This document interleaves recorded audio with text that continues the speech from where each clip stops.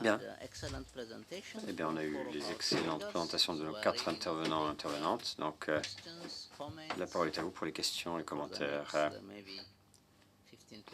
pour les 15-20 minutes à venir. Et puis, on va voir comment ça évolue. Oui?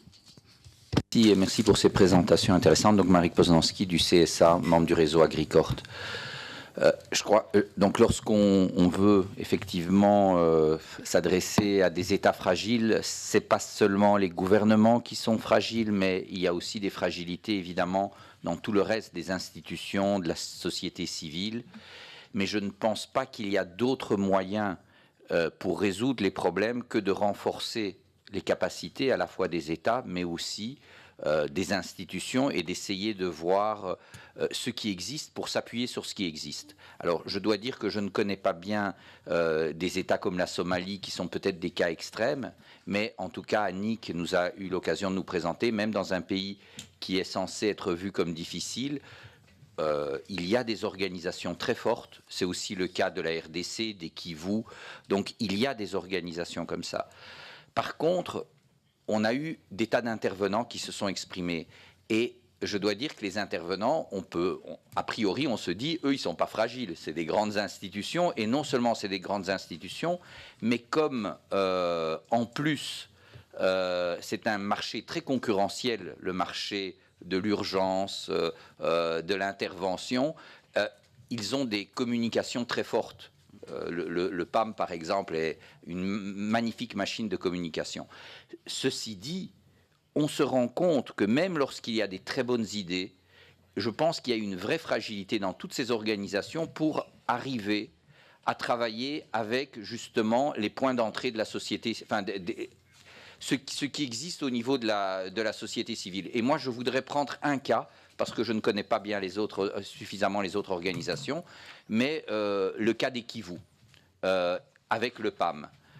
Autant le programme P4P est formidable, hein, je pense que tout le monde s'entend sur les objectifs et tout ce qui a été expliqué par M. Zhao, autant on se rend compte que comme institution, je veux dire, le PAM, c'est pas le P4P. Leur vraie compétence au départ, c'est le procurement dans l'urgence.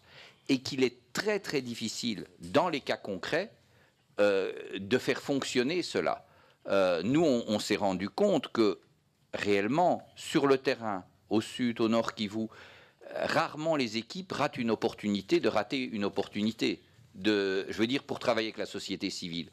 Donc, c'est peut-être très critique, mais réellement, lorsqu'on se rend compte de la difficulté qu'ont les grandes organisations à pouvoir accompagner des mouvements paysans, pas simplement les petits groupes à la base, mais quand ces groupes se sont constitués en fédérations, qui elles-mêmes donnent des services à leurs membres, comment les institutions arrivent à prendre ça en considération. Moi, j'ai remarqué que malgré toute la volonté, par exemple, de Rome et des équipes P4P, c'est extrêmement difficile pour des considérations d'ordre de procédure et autres à le faire sur le terrain.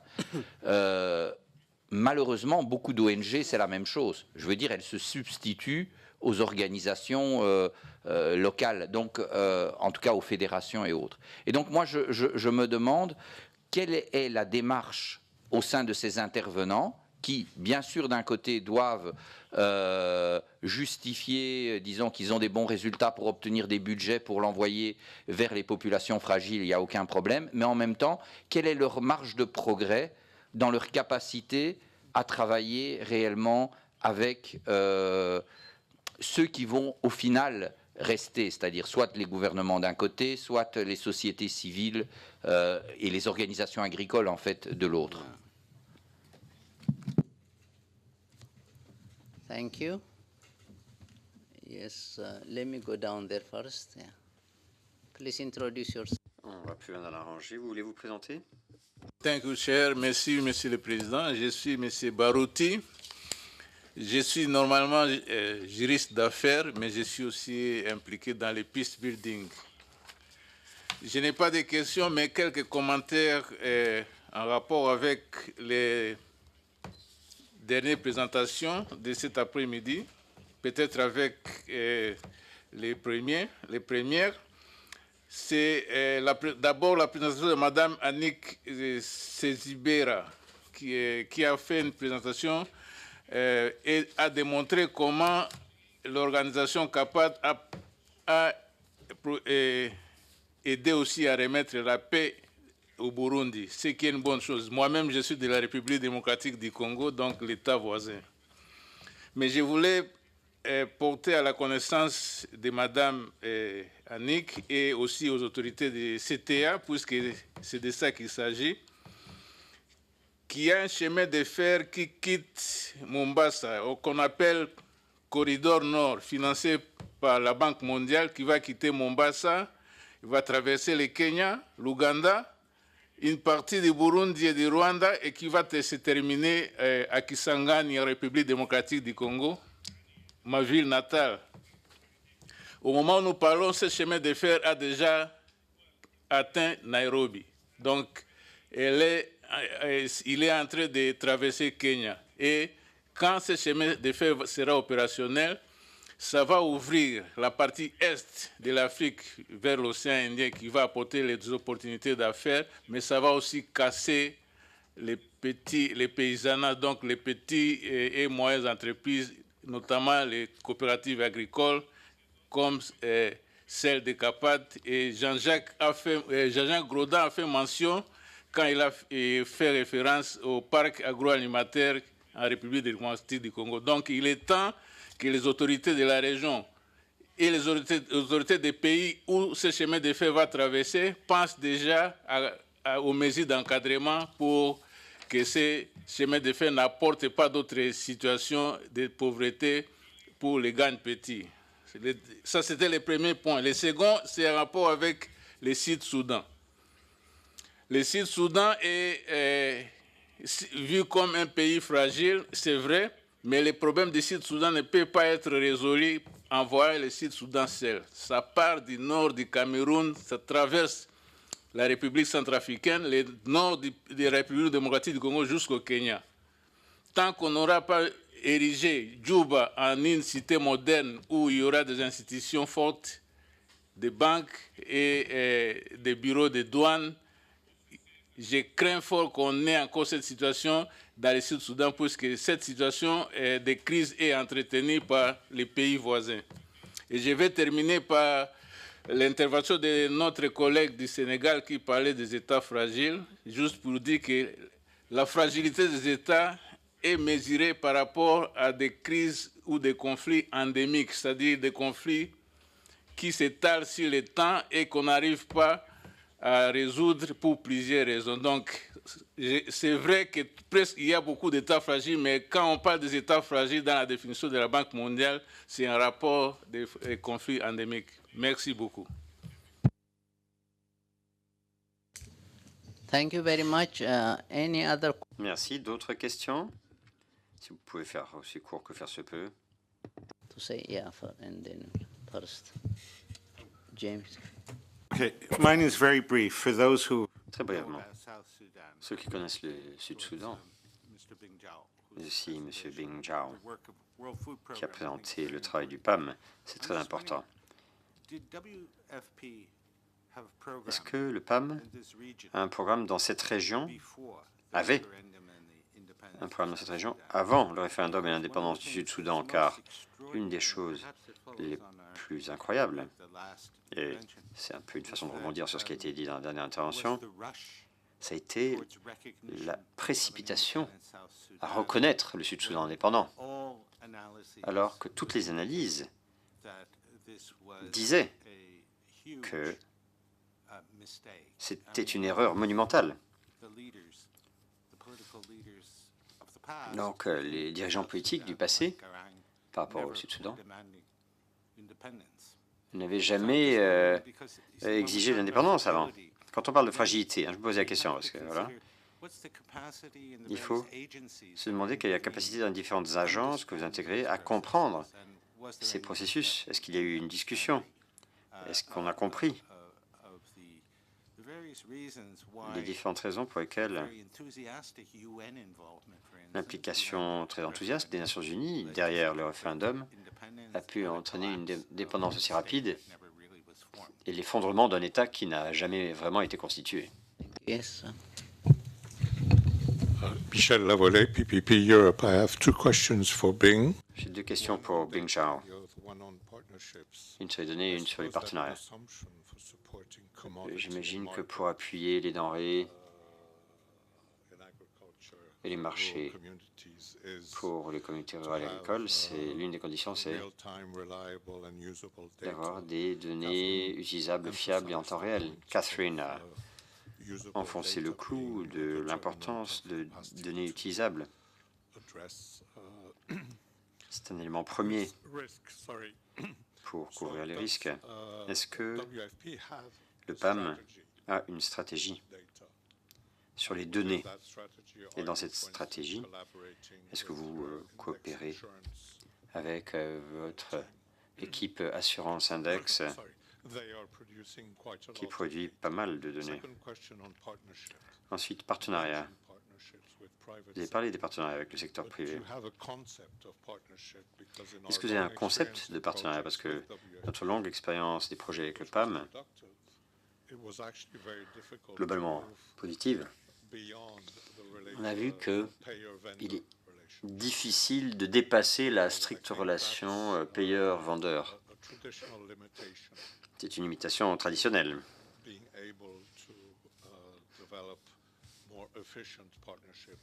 Pouvoir développer des partenariats plus efficaces et plus durables avec le secteur privé. Merci Michel. D'autres questions? Oui, tout au fond, à gauche. Merci aux intervenants du panel. Un petit commentaire par rapport à la Banque mondiale. C'est pour rappeler un petit peu la cohérence des politiques, n'est-ce pas? Il sert d'une part de faire des efforts épatants pour appuyer les communautés, mais par ailleurs pour les investissements commerciaux qui ont entraîné l'accaparement des terres, les projets Madagascar, etc. Donc, comment est-ce qu'on peut assurer la cohérence concrète des politiques? Mais ma question s'adresse plutôt à Annick. Ça concerne les droits fonciers et votre expérience au Burundi. Vous pourriez donner un exemple de ces stratégies auxquelles vous avez eu recours avec les communautés pour accéder, pour avoir accès et garantir vos droits fonciers? Merci. Thank you. Do I see any more hands? Merci. Est-ce qu'il y a d'autres demandes d'intervention? Non? Bien. Alors, on va demander aux intervenantes et intervenants du panel beaucoup de questions pour le PAM, pour Bing Zhao, et après on pourra entendre les autres intervenants. Merci de ces commentaires et merci de ces questions. J'espère pouvoir répondre l'une ou l'autre chose, mais c'est vrai que c'est aussi important pour les autres membres du panel. Moi, je veux dire que je suis en mode apprentissage. J'ai beaucoup appris, et notamment de la présentation faite par les intervenants qui nous ont parlé des expériences, des cas concrets dans les pays. Et j'apprécie vivement cette occasion d'entendre votre retour d'expérience. Alors, tout d'abord, si je peux essayer de répondre à la question de Michel, d'abord, je vais prendre dans l'ordre inverse.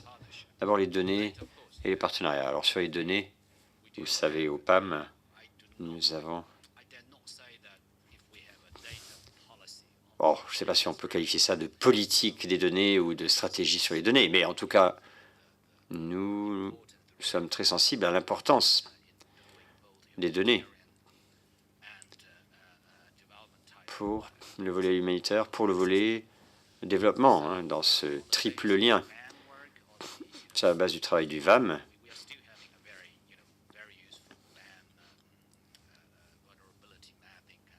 Dans une cartographie des vulnérabilités, qui est importante, qui guide notre programmation et notre programme opérationnel, notre travail opérationnel.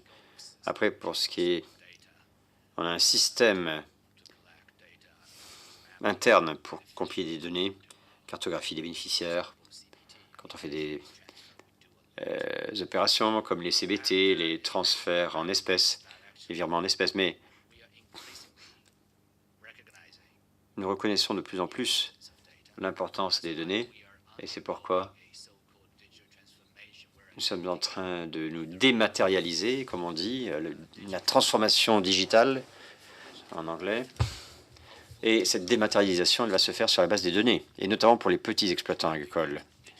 Nous essayons d'utiliser les plateformes numériques, le numérique. Bon, tout cela en est au premier balbutiement, entendons-nous, mais on essaie de se concentrer sur les données d'enregistrement des petites exploitations agricoles et des problèmes en la matière. Capacité à partager, capacité à se parler les uns aux autres, y compris pour les différents programmes internes au PAM.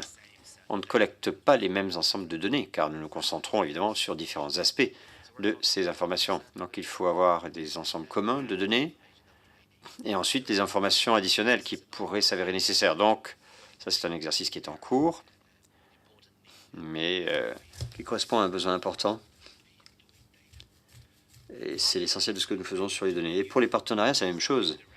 Le nouveau directeur exécutif, David Beasley, a dit carrément au conseil exécutif de la semaine dernière, il a dit aux membres du conseil exécutif que oui, effectivement, les partenariats privés, il va se concentrer dessus sous sa mandature. Je suis d'accord avec vous. Au PAM, nous sommes une agence de réponse rapide. On achète des denrées et on les apporte aux personnes qui en ont besoin de façon efficace. Et c'est la norme des marchés publics internationaux. Donc voilà, payeurs, vendeurs. Alors oui, pour P4P, les achats pour le progrès, on a eu des difficultés parce qu'évidemment, les procédures de marché public classiques, c'était difficile de les appliquer dans ce cas-là. Mais avec ce nouvel accent qui est mis sur les partenariats, le PAM, globalement, mais aussi pour l'initiative Petits Exploitants Agricoles, devrait bénéficier de ce nouvel élan, de cet accent qui est mis là-dessus. Et même dans le pilote P4P, on a eu accès à des données concernant les petits exploitants agricoles. J'espère répondre en partie à la question. Alors, James, votre question est un peu trop politique. Je ne doute pas que Harma pourrait m'aider dans une certaine mesure. C'était quoi, il y a 10 ans, il y a 8 ans, depuis ce fameux référendum? Je ne me souviens pas parce que moi, je ne suis pas si politique. Et oui, le PAM était là, j'en doute pas, hein, car nous avions répondu à des appels du fait de la famine et de la crise humanitaire. Je ne doute pas, je suis sûr que le PAM ne s'est pas mêlé de tout ce qui a pu entourer le référendum. Et voilà, moi je ne peux pas dire quel a pu être l'impact ou l'indépendance qu'on a eu dans ce processus de référendum. Désolé, je n'ai pas de réponse. Voilà, bon, je vous dis des choses tout de go. Et puis ça me ramène à une question, à un défi lancé par les intervenants sur les coches qu'on a loupées dans le programme P4P, Achat pour les progrès. Il y a quelques années, on a publié un document, réflexion sur le programme, sur l'initiative Achat pour le progrès. Essayons de faire preuve d'introspection. Il y a des choses pour lesquelles on n'a pas trouvé de solution aux problèmes qui se posaient, et en partie du fait que le PAM, traditionnellement, est une agence humanitaire. Quand on passe au développement, petits exploitants agricoles, l'origine de la famine, il y a toutes sortes de défis institutionnels dus à la machinerie interne. Mais je crois que la pratique du P4P, le pilote pour les achats pour le progrès, ça nous a permis de mieux réfléchir à ces questions. Et donc, je pense qu'au PAM, nous avons d'ores et déjà commencé, nous avons déjà fait une partie du travail d'ailleurs, pour opérer des changements en interne et aussi, bien sûr, lancer de nouveaux partenariats pour remédier à certains des problèmes identifiés. Nous sommes rendus compte que parfois la demande du PAM n'est pas toujours viable. Parfois, ce n'est pas payé au bon moment, comme Annick a pu le pointer à juste titre, mais nous essayons également d'utiliser des façons innovantes de remédier. Nous passons par l'informatique, notamment par les innovations. En Zambie, on a déployé un petit projet pilote qui s'appelle Mano. C'est en fait une application pour téléphone portable pour essayer d'être plus efficace, pour faire le lien entre l'exploitant agricole et le marché par les applications de téléphone. Donc on va continuer. Et puis, à la lumière de ces apprentissages, de ces leçons positives, négatives, eh bien, il y a le projet Nord Kivu qui vient d'être lancé, qui est lancé en ce moment, je crois. Et là, nous aurons de meilleures connaissances pour appuyer, pour améliorer, pour celui-ci. Et on peut s'attendre à de meilleurs résultats. Merci. Merci bien, Beng Chao, de nous avoir donné des réponses détaillées sur beaucoup des questions abordées. Je vais demander à présent à Harma si elle souhaite intervenir. Il y a peut-être plusieurs choses. Avec le micro, s'il vous plaît.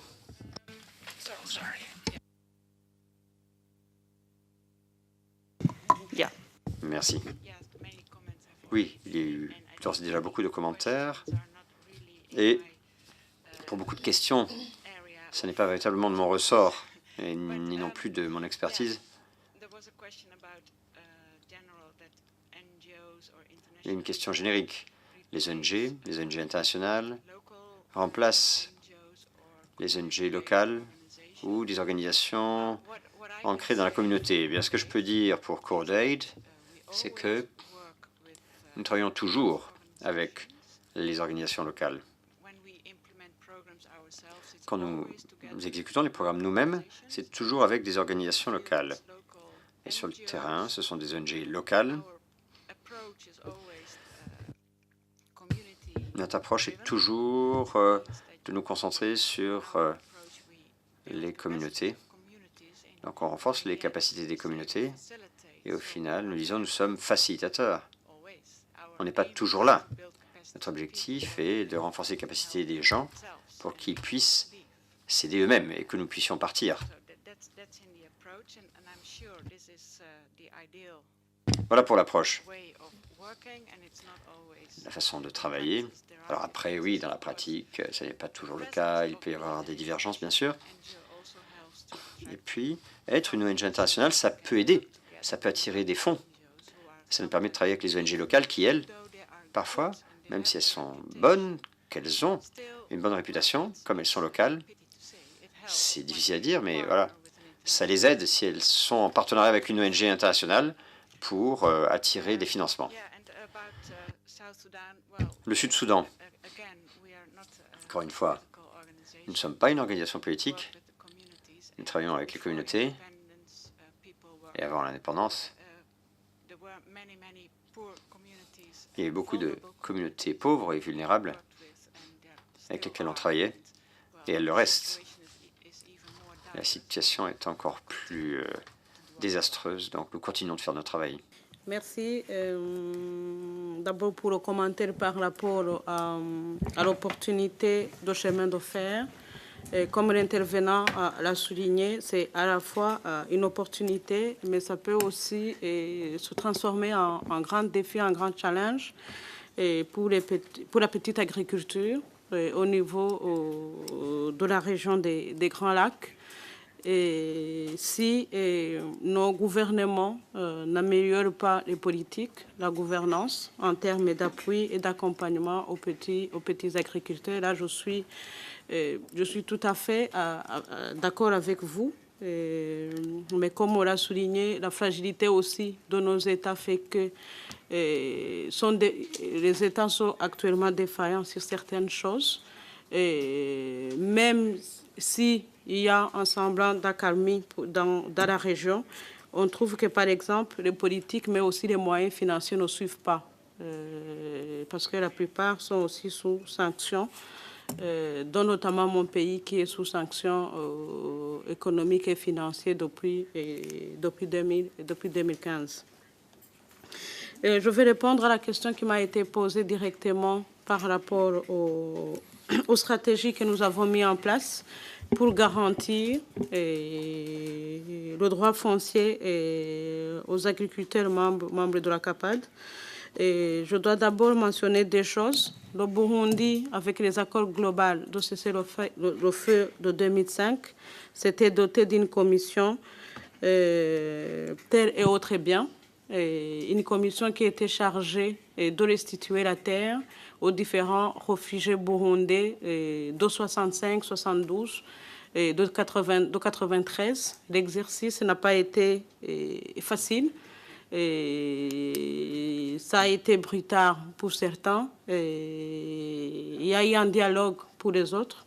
Et nous, on a contribué au dialogue, et surtout pour le partage de la terre pour les occupants actuels et les anciens occupants, parce que la terre est devenue un enjeu majeur au Burundi. On est nombreux, nous sommes dans des densités les plus élevées au monde, vers 400-450 au kilomètre carré. Et la solution que nous, on a privilégiée, c'était de partager. Et pour des familles qui étaient, selon la loi, normalement aussi dans le droit, je ne parlerai pas de ceux qui avaient accaparé la terre des autres, parce qu'ils avaient des fonctions à l'époque entre la période de 72 à 93. Je parle des familles qui ont bénéficié de la terre qui avait été distribuée par le gouvernement de l'époque, qui étaient aussi victimes, en quelque sorte. Nous, on a contribué à ce qu'il y ait un vrai dialogue et un partage entre les deux. Et ça a marché. Quant à la sécurisation foncière, la majorité des terres au Burundi ne sont pas enregistrées. L'Union européenne a financé des projets pilotes pour l'enregistrement des terres. Mais ça n'a pas non plus résolu la question aussi d'accès à la terre par les femmes.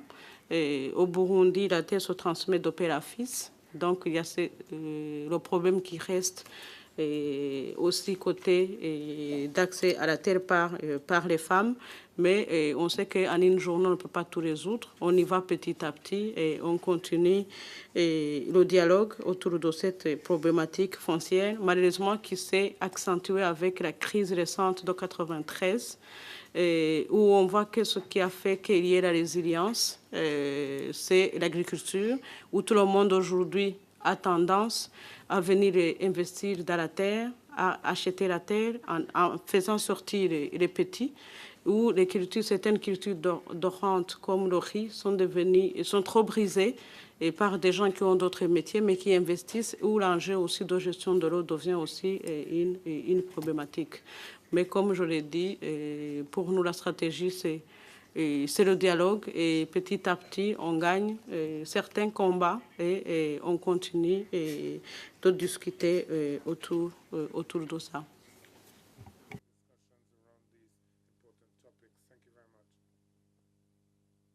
Thank you very much. Je vous remercie, Annick. Finally, I give the word Enfin, to Downey, Any comments you want? vous avez des réactions? Oui, très rapidement. Je reviendrai sur l'utilisation des ONG locales. Vous avez un programme en Somalie qui porte sur l'utilisation au plan local de l'aide. Mais je voudrais insister sur le fait qu'il y a très peu d'organisations locales qui sont en mesure d'intervenir et qui en ont la capacité. Et récemment, un forum a eu lieu à Nairobi. Il a réuni les acteurs locaux, les ONG internationales, l'ONU, pour discuter justement de cette situation et pour s'intéresser aux freins. Et le devoir de reddition de comptes est un obstacle. Les ONG locales qui estimaient qu'elles n'obtenaient pas ce qu'elles devraient obtenir et les acteurs internationaux qui estiment pour leur part devoir assumer une part trop importante de risque. Donc, il y a des freins, des obstacles, mais je pense que la Somalie, c'est peut-être un cas extrême. Dans un deuxième temps, je voudrais aussi donner un exemple qui illustre combien il est difficile pour nous de nous intéresser aux technologies agricoles.